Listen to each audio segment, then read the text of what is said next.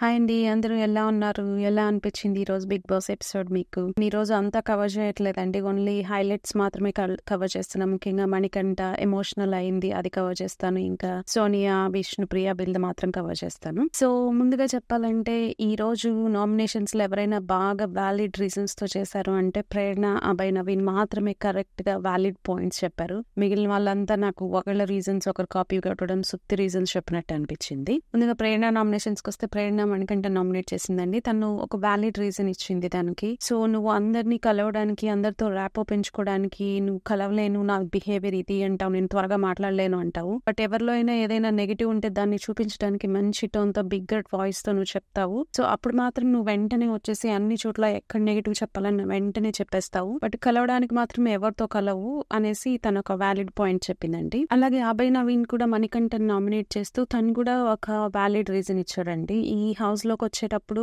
మన బ్యాగేజ్ అంతా పెట్టేసేయాలి, బయట పెట్టేసేయాలి. సో మనం ఈ హౌస్ లో ఉన్నప్పుడు అందరికి, ప్రతి ఒక్కరికి బ్యాగేజ్ ఉంటుంది, దాన్నే తెచ్చి సింపతిని మనము ప్లే చేయకూడదు అని చెప్పాడు. సో ఇక్కడ కొంచెం మణికంఠ డిస్ట్రెస్ అయిపోయాడు అనిపించింది నాకు. తనైతే కొంచెం ఎమోషన్స్ కంట్రోల్ తప్పని అనిపించింది. బేసిక్గా నాకు మణికంఠని చూస్తే ఏమనిపిస్తుంది అంటే తను జెన్యూన్ ట్రాన్స్పరెంట్, కానీ తను ఓవర్ థింక్ చేస్తున్నాడు గేమ్ గురించి. తను అందరినీ అవుట్ స్మార్ట్ చేయాలనుకుంటున్నాడు. బట్ తనకు అర్థమవుతుంది తానే అవుట్ స్మార్ట్ అయిపోతున్నానేమో అనేసి తను ఓవర్ థింక్ చేసుకుని నా గేమ్ పాడైపోయిందేమో, నేను ఈ వీకే ఎలిమినేట్ అయిపోతానేమో అని భయపడుతున్నాడు. సో తను నాకు అక్కడక్కడ కూడా తను సింపతి, అంటే నేను అంత సింపతి అన్నాను కానీ ఒక 5%, 10% ఇవాళ సింపతి చేశాడు అనిపించింది. ఎప్పుడంటే తన అంత ఆర్గ్యుమెంట్ అంతా అయిపోయిన తర్వాత బిగ్ బాస్ దగ్గరికి వెళ్ళినప్పుడు పర్సనల్ గా మాట్లాడేటప్పుడు నా గేమ్ అంతా పోయింది, నేను ఇంక ఎలిమినేట్ అయిపోతానేమో, నా ఫ్యామిలీ నాకు రెస్పెక్ట్ చెయ్యదేమో అంటూ చాలా నాకు అక్కడ కొంచెం తను కావాలని ఆడియన్స్ తో కన్విన్స్ చేస్తున్నాడేమో అనిపించింది. అంటే మీరు నన్ను కన్నా ఎలిమినేట్ చేస్తే ఈ వీక్ నాకు లైఫ్ ఉండదు, సో నాకు ఓట్స్ వేయండి అని ఇండైరెక్ట్ గా చెప్పాడేమో అని నాకు అనిపించింది. Maybe I might be wrong also, but నాకు అదొక్క పాయింట్ లో అనిపించింది. బట్ మిగిలిందంతా తన గేమ్ నాకు జెన్యూన్ గానే అనిపించింది, తను ట్రాన్స్పరెంట్ గానే ఉన్నాడు అనిపించింది. కాకపోతే తను కొంచెం ఎక్కువ ఓవర్ థింక్ చేస్తున్నాడు. ఓకే, ఇలా మాట్లాడితే ఇలా అనాలి, ఇలా మాట్లాడితే ఇలా అనాలి అనేసి. సో తను కూడా సోనియా లాగా ట్రై చేస్తున్నాడు. సోనియా తను ఏం మాట్లాడినా తను ఒక లాజిక్ లో వెళ్తుంది, అవతల వాళ్ళని లాక్ చేసేస్తుంది. మణికంఠ అలా చేయలేకపోతున్నాడు. మణికంఠ నేను మైండ్ తో ఆడాలి అనుకుంటున్నాడు కానీ తను నిజంగా అంత ఆడలేకపోతున్నాడు అనమాట. సో మణికంఠ కొంచెం ఎమోషనల్ గా నాకు వీక్ గా కూడా అనిపిస్తున్నాడు. మేబీ దానికి రీజన్ తను చిన్నప్పటి నుంచి ఎదుర్కొన్న పరిస్థితులు కావచ్చు, వాట్ ఎవర్ ఇట్ మేబీ. కొంచెం ఎమోషనల్ గా అయితే మణికంఠ వీక్ గానే ఉన్నాడు. బట్ నాకు తన గేమ్ లో ఒక్కటి నచ్చింది ఏంటి అంటే ఇవాళ నచ్చింది అని కాదు, బట్ తను వీలైనంత ట్రాన్స్పరెంట్ గా ఉన్నాడు. ఇంత పెద్ద లైవ్ షోలో తను పెట్టుకున్న హెయిర్ ఎక్స్టెన్షన్స్ తీసేసాడు అంటే తను ట్రాన్స్పరెంట్ గా ఉండాలనుకుంటున్నాడు. అందుకోసమే అది అంత ఈజీ కాదండి. తను నిజంగా జెన్యూన్ గా ఉండాలనుకుంటున్నాడు కాబట్టి అది తీసేసాడు. ఇంకా తను జెన్యూన్ అని నేను ఎందుకు అంటున్నానంటే విష్ణుప్రియతో తనే డైరెక్ట్ గా చెప్తున్నాడు, ఈ 3 days నేను నీతో కలిసింది నీ బిహేవియర్ ఏంటో తెలుసుకోవడానికి, నీతో ఫ్రెండ్షిప్ చేయడానికి నేను నీతో ఈ 3 days ఉన్నానని తను జెన్యూన్ గా తను చేసిన దాన్ని ఒప్పుకున్నాడు కూడా. సో బట్ ఓవరాల్ గా చెప్పాలంటే తను కొంచెం ఎమోషనల్ గా వీక్ అనిపించింది. ఇంకొకటి ఏంటంటే తను ఓవర్ థింక్ చేస్తున్నాడు. తను ఓవర్ థింక్ చేయకపోతే తను గేమ్ ని బాగానే ఆడగలడు. బట్ చూద్దాం పోన్ ఎలా చేస్తాడు. ఇకపోతే మణికంఠ నామినేషన్స్ వచ్చాయన్నమాట. మణికంఠ వచ్చేసి విష్ణుప్రియని సెలెక్ట్ చేశాడు, తను నామినేట్ చేశాడు. తనకు చెప్పిన రీజన్ కూడా ఫస్ట్ డే నువ్వు నన్ను ఇలా అన్నావు కదా, అట్లా ఊరికనే ఎలా నోరు జారుతావు, ఇంత పెద్ద లైవ్ షోలో ఇలా అంటావు అనేసి దానికి నామినేట్ చేశాడు. తనకి ఇంకొక రీజన్ కూడా చెప్పాడు, నువ్వు నిజంగా నీ బిహేవియర్ అలాంటిదో కాదో చెక్ చేయడానికి నేను ఈ 3 days నీతో ఉన్నానని చెప్పాడు. అదైతే ఇంకా అల్టిమేట్ అసలు. సో అది నిజంగా ఫన్నీగా అనిపించింది తను అలా చెప్పడం. పాప కానీ విష్ణుప్రియ కొంచెం సాడ్ అయింది అనమాట, ఈ 3 days నేను జెన్యూన్ గా నా ఫ్రెండ్ అనుకున్నాను అనేసి.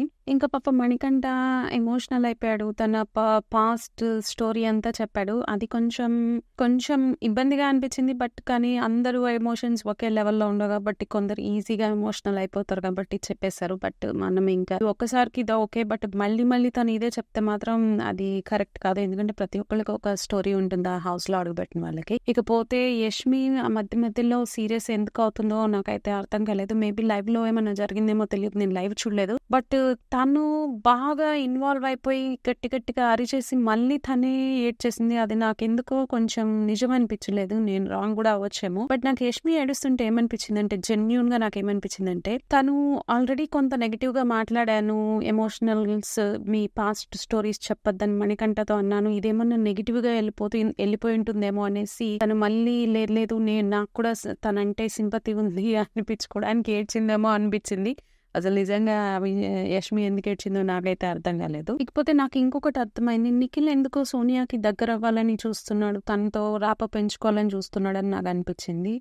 సో అందుకే అందరూ నిద్రపోతున్నా కానీ వీళ్ళిద్దరే పర్సనల్ షేర్ చేసుకుంటూ మాట్లాడుకుంటూ ఉన్నారు. బట్ సోనియా లాజిక్ చెప్పాలంటే ఎవరినైనా తను లాజిక్ తో లాక్ చేస్తుంది కానీ తను చెప్పే విధానము అంటే హార్ష్ గా ఉంటుంది. పైగా తను వన్ వే కాన్వర్సేషన్ అంటే తను చెప్పేది వినాలంటుంది కానీ తను వేరే వాళ్ళు చెప్పేది మాత్రం అస్సలు రిసీవ్ చేసుకునే మోడ్ లో లేదు. సో సోనియా అయితే అందరి మీద కొంచెం హోల్డ్ లాగా ఉండాలని చూస్తున్నట్టు నాకు అనిపించింది. సో ఫార్ నాకు ఈ హౌస్ లో ఇప్పటిదాకా ఎవరైనా పాజిటివ్ అనిపించారంటే ఇప్పటిదాకా, ఇది ఇంకా ముందు ఇంకా చాలా గేమ్ ఉంది. ప్రస్తుతానికైతే నాకు ప్రేరణ, అభయ్ నవీన్, ఇంకా నబీల్, ఇంకా శేఖర్ బాషా, ఇంకా బేబక్క వీళ్ళు పాజిటివ్ గా అనిపించారు. బట్ నాకు ఇవాళ కొంచెము నిఖిల్ కూడా నచ్చాడు. ఎందుకంటే తను మణికంఠని బాగా మోటివేట్ చేశాడు, కన్సోల్ చేశాడు. నాకు అది కూడా నిఖిల్ కూడా నాకు ఆ విషయంలో బాగా నచ్చారు.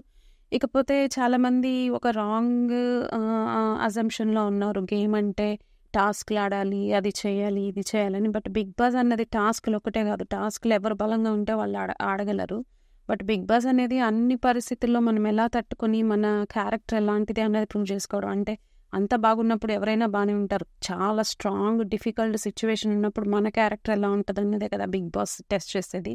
సో నేనైతే టాస్క్లనే హై ప్రయారిటీగా, అదే హైయెస్ట్ ప్రయారిటీ అని నేను అనుకోవట్లేదు. బట్ బిగ్ బాస్ అనేది ఓవరాల్ క్యారెక్టర్ అని నేను అనుకుంటున్నాను. టాస్క్ అనేది ఒక వన్ ఆస్పెక్ట్ అంతే. అదండి ఈరోజు ఎపిసోడ్. మీకేమి అనిపించింది మీరు కమెంట్స్ రూపంలో చెప్పండి. మీకు కనుక వీడియో నచ్చినట్లయితే లైక్ చేయండి, షేర్ చేయండి, సబ్స్క్రైబ్ చేయండి. Thank you.